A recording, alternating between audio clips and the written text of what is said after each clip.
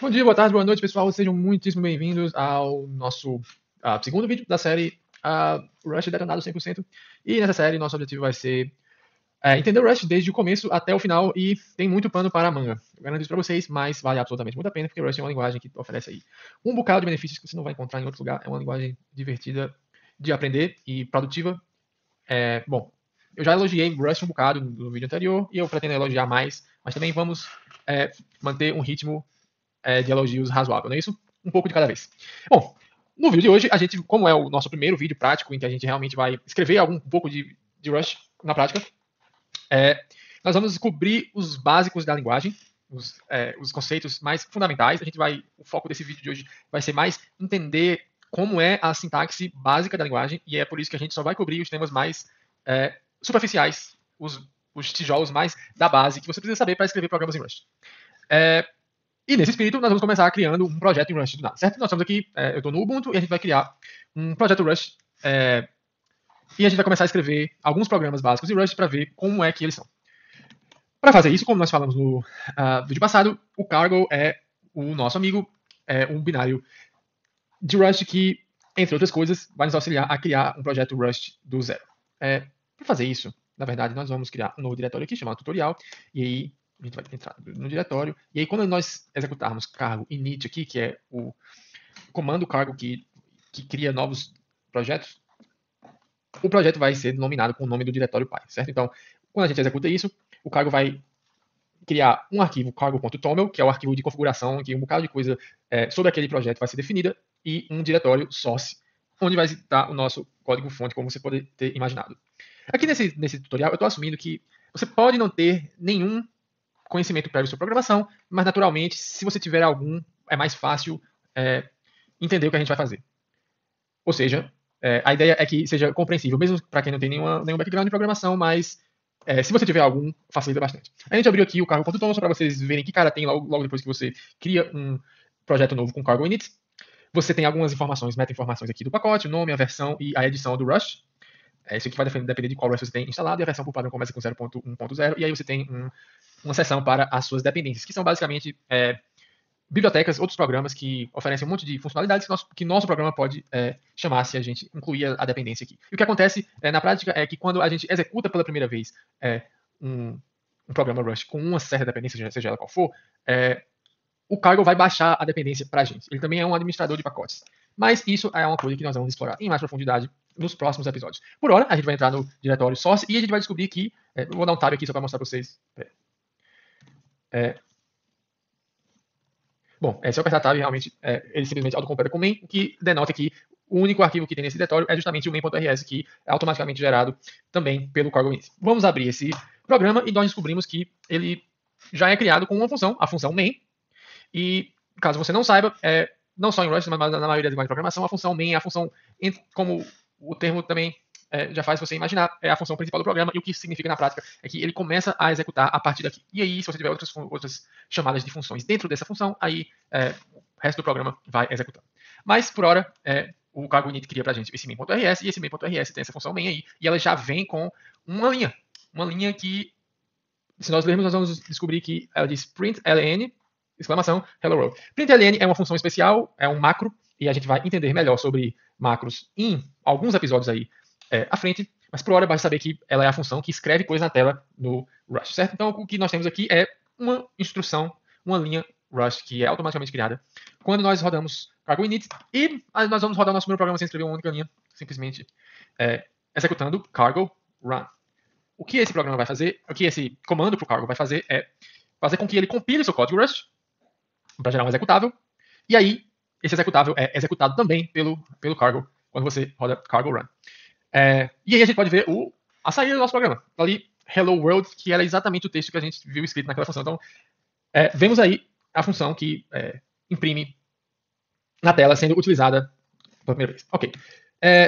Nosso primeiro programa, nós não podemos dizer que nós escrevemos nosso primeiro programa, porque o nosso programa veio de graça, mas nós podemos modificar ele um pouco para entender direito como o Rush funciona.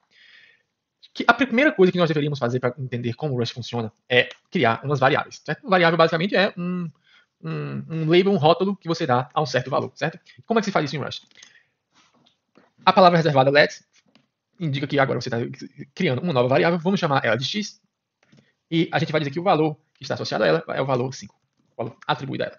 Perceba que a minha ideia aqui bom, para antes de tudo, perceba que eu não escrevi o tipo da variável. Em outras linguagens fortemente tipadas, com frequência, esse é o caso, né? Você precisa sempre declarar qual é o tipo da variável. O tipo de variáveis pode ser, por exemplo, um inteiro, que denota que é um número inteiro, ou um float, que significa que é um número fracionário, ou um string, que significa que é um pedaço de texto, e um array, que na verdade é uma coleção de vários outros valores, e aí você tem um monte de tipos, até tipos abstratos, e etc. Ou seja, em Rust, a menos que estritamente necessário, você não precisa declarar qual é o tipo que a sua variável tem. Se for possível, o compilador vai tentar adivinhar qual é. Para quem está familiarizado com o C++, isso seria o equivalente a dizer que em Rust, todas as variáveis elas são auto. Elas são declaradas como auto, a menos que você diga o contrário, mas que você explicitamente diga que tipo uma variável é. Por exemplo, eu posso dizer aqui que eu tenho uma variável y, e aí 2 pontos, e eu quero dizer que ela é uma variável i16. E na verdade o que isso significa é que ela é um inteiro de tamanho 16 bits. Vamos dizer que é 6. Certo? Então, nós temos aqui duas variáveis, uma que é um inteiro de 32 bits, e a outra que é... Bom, como você também percebeu, né, como eu não explicitei qual era o tipo, o meu compilador sozinho foi lá e decidiu que ele ia ser i32, como a minha ideia indica ali. E é isso que ela faz. No Rust, se você criar um tipo numérico, uma variável com valor numérico, e você não disser qual é o tipo, ela automaticamente vai assumir que é i32, dado que é um inteiro, né? Você também poderia, por exemplo, ter uma outra variável que, na verdade, é um tipo fracionário. Você pode escrever, digamos, 10.1, certo? Um número mais normal, talvez, 2.5. E como nossa ideia nos indica já aqui, automaticamente esse tipo vai ser um F64, ou seja, ele é um tipo ponto flutuante, que na memória vai ser composto por 64 bits. Eu posso dizer que, na verdade, eu preferiria que fosse um F32, ou eu posso não dizer nada, ele vai ser um F64. Vamos fazer as operações matemáticas para a gente já ver como o Rust pode funcionar como uma calculadora. E eu decidi que eu quero somar x mais y. Para fazer isso em Rust, eu uso chaves, e dentro das chaves eu coloco o nome da minha variável. Eu boto aqui 1 mais, e aqui eu posso dizer, por exemplo, que eu quero o valor de y, e isso basicamente é o texto que vai ser escrito, na verdade, então eu espero que aqui, quando a gente imprima, isso aqui vai resultar em 5 mais 6, e aqui o resultado, note que como x e y estão guardados em variáveis, eu posso simplesmente colocar o nome da variável entre chaves, mas como o resultado não está, aí eu coloco uma chave vazia, e vai ficar faltando um valor, né?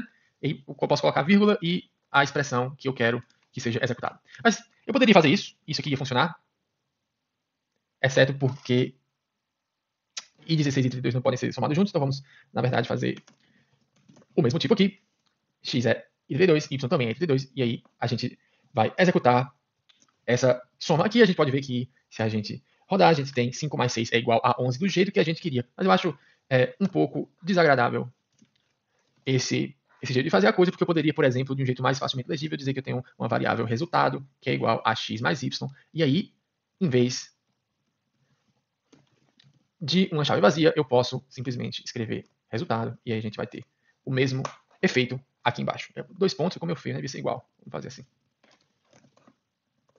E pronto. Fiz a nossa pequena equação aí. Dessa maneira, nós temos um resultado, que é um novo valor, e ele referencia outras duas variáveis que foram declaradas antes. O x, que tem o valor 5, e o y, que tem o valor 6, e aí o Rust vai substituir o nome da variável pelo valor que ela guarda, e vai executar essa operação naturalmente. A gente poderia colocar outras expressões matemáticas, se eu quisesse multiplicar era asterisco, se eu quisesse dividir era barra, se eu quisesse subtrair era menos. E se a gente executar, dá tudo certo. Existem mais algumas coisas interessantes sobre tipos numéricos. Em Rust, por exemplo, a gente já sabe que nós temos inteiros e pontos flutuantes com certos tamanhos, mas, por exemplo, no caso dos inteiros, a gente poderia dizer também que eles não são inteiros sem sinal, que basicamente significa que eles não podem ser negativos. A vantagem disso é que você consegue ter inteiros maiores se você estiver trabalhando com números bem grandes. Mas, basicamente, eles não funcionam diferente. Você só vai querer se preocupar com usar subtração, porque ele pode dar um erro se o valor resultante for negativo. Mas esse é um problema para outro dia, só queria introduzir vocês a como criar variáveis numéricas e como trabalhar com elas usando funções matemáticas. Certo? Fez nossa primeira parte, vamos falar sobre outro tipo que tipicamente você vai lidar quando você está escrevendo programas Rust ou programas quaisquer, que são as strings, certo? Em Rust, para fazer um string no senso clássico de orientação a objeto, a string com S maiúsculo de Java, para fazer uma ponte mais ou menos acurada, o jeito que fazemos isso é o seguinte: digamos que eu tenho, de novo, vamos criar uma variável, vamos usar o nosso x de novo como o nome, e a gente pode dizer que ela é igual a string com S maiúsculo, dois pontos, from, e aí dentro desse from a gente pode dizer qual é o literal. O literal aqui, no caso, é basicamente qual é o texto que a gente quer que fique guardado nessa variável. Vamos dizer que esse texto seja a pergunta, ou qualquer coisa aqui, certo? E aí o nosso compilador já sabe que o tipo de x é string com S maiúsculo. Além disso, em Rust você também pode usar um string que é somente o literal. E nesse caso a gente vai ver que ele tem um tipo um pouco diferente. Essa string, a gente pode simplesmente dizer que a nossa variável y vai ser igual a o literal em si, resposta, e quando nós salvarmos, você vai ver que o nosso compilador acha que esse aqui é o tipo da nossa string. Ele decidiu colocar o tempo de vida, que eu acho que no fim das contas só atrapalha a essa altura, então a gente vai explicitamente dizer que esse é o tipo da nossa variável y, que seria ampersand str, esse é o nome do tipo, e aí em cima seria o tipo string. Note que aqui a gente cria string, a gente tem essa função aqui que é um construtor que cria uma nova string a partir de um literal. Você deve estar se perguntando: que diferença tem nessas strings? O que será que acontece se nós imprimirmos elas, né? O que acontece se eu escrever imprimir x e logo depois eu for lá e imprimir y? Será que existe alguma diferença no jeito que elas são impressas? Eu vou colocar um pipe aqui para ficar mais claramente clara a divisão. E se nós formos lá e executarmos, nós vamos descobrir que, na verdade, ambas podem ser impressas normalmente e tem o mesmo resultado quando você tenta imprimir elas. Então, qual é a diferença entre elas? A diferença entre elas é que x aqui é uma string possuída, owned. Ou seja, que existe uma variável que ela é a dona desse valor, enquanto que y aqui é, por outro lado, uma referência. Ou seja, existe um valor lá na memória que referencia a string formada por esses caracteres aqui, e um certo espaço no processo foi alocado para colocar exatamente esse objeto lá. Aqui, por outro lado, na verdade, o que nós temos é um literal, ou seja, quando o processo foi criado, já se armazenou, já se criou um pouco de espaço para colocar esse valor aí, essa sequência de caracteres, e agora o que y é nada mais é do que uma referência, ou seja, nesse espaço de memória, tudo o que consta é qual é o endereço onde essa string aqui ela começa. E isso é uma coisa importante, porque isso significa que eu posso passar a propriedade dessa string aqui para uma outra variável, e em algum ponto do programa eu posso não querer mais que essa string seja parte do programa, e ela vai sair de scope e ela vai ser apagada do programa, enquanto que essa string aqui, que é um literal, ela vai ficar no programa até o fim da sua execução.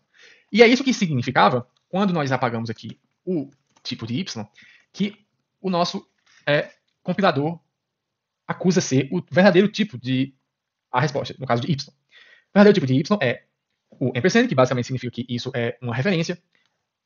Ampersand apóstrofo static. Isso basicamente significa que essa é uma referência que ela vai viver a vida inteira do programa. Mais para frente a gente vai entender que existe uma outra referência que não é esse o caso, que ela não tem o tempo de vida estático. Ela só pode viver até o ponto que a variável ao qual ela refere vive. Isso é uma das regras que o Rust implementa para garantir que você não vai ter porque sua memória não vai vazar, você não vai ter vazamento de memória em nenhum momento. E uma das consequências, por exemplo, disso é que se eu, com x, por exemplo, vamos primeiro dizer que isso é uma coisa importante, vamos dizer que x é, na verdade, mutável. E dizer que x é mutável basicamente significa que agora eu posso adicionar ou remover coisas desse valor de string. E vamos fazer isso uma vez. Uma coisa que eu posso fazer com string é adicionar um caractere. No fim das contas, um string é um tipo que representa o texto, e ele é uma sequência de caracteres. Uma das coisas que você pode fazer é x.push. Quando eu digito ponto, a maioria do pessoal que já programa é muito familiarizado com isso, mas para quem é novo é importante dizer, quando você digita ponto depois de um valor, você vai acessar agora os atributos e métodos que aquele valor possa ter. E os atributos e métodos eles variam com quais são qual é o tipo daquela variável. A nossa variável aqui, x, é do tipo string, então existem algumas coisas que são possíveis, algumas operações que o tipo string oferece. Um deles é o push. E o push eu posso passar como parâmetro aqui, entre parênteses, um caractere. Vamos dizer que eu quero colocar o caractere exclamação. E um caractere, a diferença de um string para um caractere é que a string é com aspas duplas e um caractere é com aspas simples. E é claro, se eu tentar escrever outra coisa, o compilador já vai dizer que esse não é um caractere, porque ele vai mudar a corzinha ali e você vai saber. Então você só pode passar um caractere de cada vez. Dito isso, nós vamos agora executar esse programa de novo para ver se dessa vez a pergunta vai ser seguida de uma exclamação. E se nós fizermos isso, nós vemos que é exatamente o que acontece. A pergunta agora tem uma exclamação depois, que demonstra que nós podemos modificar o valor de x. Veja que se eu tentar executar o push, aqui o meu compilador já sabe que esse método não existe para esse tipo str. Vamos botar de volta para a gente se orientar bem. Se eu quisesse adicionar uma exclamação depois de ter criado a string, eu, na verdade, não ia poder fazer isso, porque aqui a minha ideia já está dizendo que isso não é possível. Ele vai dizer que não existe um método chamado push para esse tipo. Mas vamos ver o cargo mesmo falar isso para a gente. Ctrl Z e executar, e você vê que a gente tem um erro de compilação. E ele diz que não há método encontrado tal método push para o tipo str. %str. Perfeitamente. Então falamos um pouco dos tipos de texto. Claro, existem mais tipos de texto do que esses. Muito mais, inclusive. O Rust é um pouco desnecessariamente complexo nesse aspecto, mas conhecendo esses dois já adianta muito a nossa vida. A próxima coisa que a gente poderia explorar aqui seria alguns tipos coleções. Tecnicamente, strings são coleções também, mas não é o que a gente se refere geralmente quando a gente quer dizer isso. Vamos usar, inclusive, alguns análogos ao que nós vimos agora com string e %str. Quando você quer armazenar uma série de valores em vez de um valor só na mesma variável, uma coisa que você pode fazer é, digamos que nós temos uma variável x e eu quero armazenar vários valores de uma vez só. Então a gente vai querer usar essa função aqui, vec exclamação, e aí a gente abre colchetes e a gente diz que quer, digamos, guardar aqui 1, 2, 3 e 4. E aí depois a gente vai e fecha o colchete. E aí você veja que a nossa ideia já está dizendo que está sugerindo um tipo para a nossa variável, que é vec com V maiúsculo de i32, essa sintaxe aqui de menor, maior, basicamente significa de que tipo é essa coleção que nós estamos criando. Ou seja, qual é o tipo dos elementos dessa coleção. Alternativamente, é possível também criar uma coleção que, no momento da sua criação, o tamanho do array é definido. O tamanho da coleção é definido. E esse tipo de coleção a gente chama de array. E a sintaxe para criar um array é assim. A gente tem que declarar o tipo antes. Aqui a gente vai declarar como i32, abre colchetes, i32, ponto e vírgula, e aí quantos elementos a gente quer? A gente quer 4 elementos igual ao dali de cima. E aí sim, abre colchetes, a gente vai colocar os mesmos elementos, só para mostrar que ambos podem armazenar os mesmos elementos. E aí a gente vai tentar imprimir eles. Perceba que como não são tipos que podem ser impressos diretamente, eles só podem ser impressos no modo de debug, a gente tem que adicionar esse 2 pontos de interrogação dentro das chaves. Alguns tipos eles são assim, então caso você se depare com um erro do tipo, esse tipo não implementa o aspecto display, geralmente essa é a solução, porque com frequência eles podem ser impressos no seu modo de debug. Vamos executar isso aqui e a gente espera ver 1, 2, 3, 4, 1, 2, 3, 4, bonitinho com com os colchetes e tudo, porque é assim que esse tipo é representado na sua forma de debug. Vamos executar. E aí, deu exatamente o que a gente esperava, mas talvez existem mais algumas coisas interessantes que nós possamos fazer isso. Assim como as strings, os vecs, eles podem ser mudados. Mais do que mudados, né? O tamanho deles pode ser alterado. Vamos declarar nossa variável como mutável, que vai permitir que a gente possa mudar ela, senão o Rust não deixa, ele vai dar um erro na gente. E a gente vai dizer o seguinte, a gente vai dizer x.push, e aí a gente coloca um elemento aqui. A gente não poderia, por exemplo, colocar um elemento string aqui. Por quê?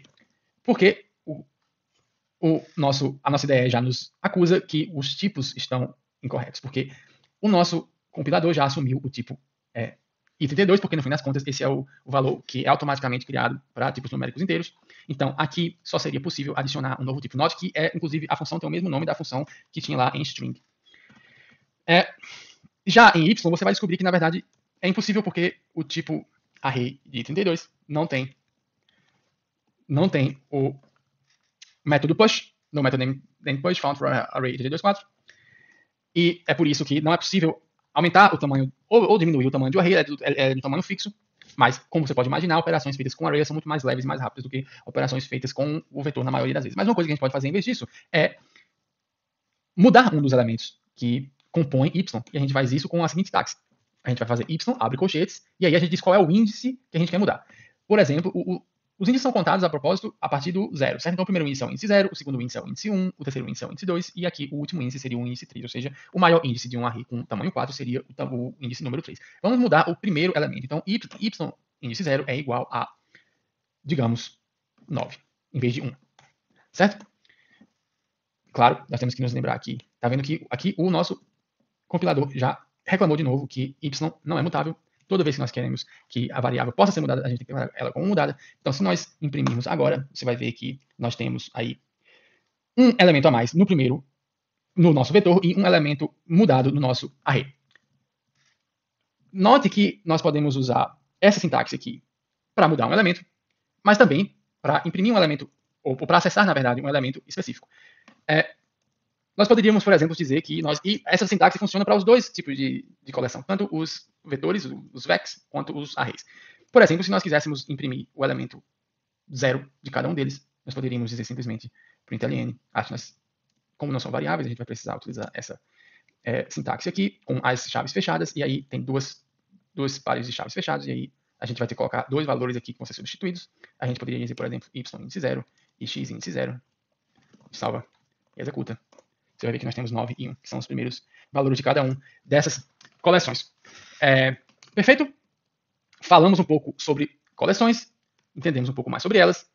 Agora, um outro tipo que vale a pena a gente falar também seriam os booleans, que a gente também vai aproveitar e falar um pouco sobre fluxo de controle. Um boolean basicamente é um tipo muito simples, que tem o valor, tem dois possíveis valores. Um boolean pode ter o valor true, que significa verdadeiro, como vocês sabem, ou ele pode ter o valor falso. Eu nem preciso, na verdade, declarar o tipo aqui, porque na hora que eu digo que uma variável é igual a falso, o nosso compilador já sabe que ele é do tipo bool. E uma das grandes vantagens do tipo bool é que nós podemos usar eles para orientar fluxos de controle. O que é um fluxo de controle? Um fluxo de controle, basicamente, é uma cláusula if, se, que vai avaliar essa expressão, seja qual for o valor dela, e dependendo do valor da expressão, um de dois blocos de código vai ser executado. Se o valor for verdadeiro, o primeiro bloco é executado, por exemplo. Vamos dizer que se x for verdadeiro, vamos imprimir que era verdadeiro. E aí, bom, a princípio, isso é o suficiente. Se nós executarmos agora, nós esperamos que nada seja impresso, porque, afinal, o valor de x é falso, e na hora que essa linha for executada, essa linha não vai ser executada, porque ela só deve ser executada se o valor de x for verdadeiro. Vamos ver se é isso que acontece. Perfeito, né? Nós compilamos e nada foi impresso depois da linha que indica que estamos executando. No entanto, eu posso complementar o if com uma cláusula else logo depois, e aí ela tem seu próprio bloco de código delimitado pelas chaves, e aí eu posso dizer println, digamos, não era. Vamos evitar o tio aqui. E agora, quando nós executamos, você vai ver que nós imprimimos não era.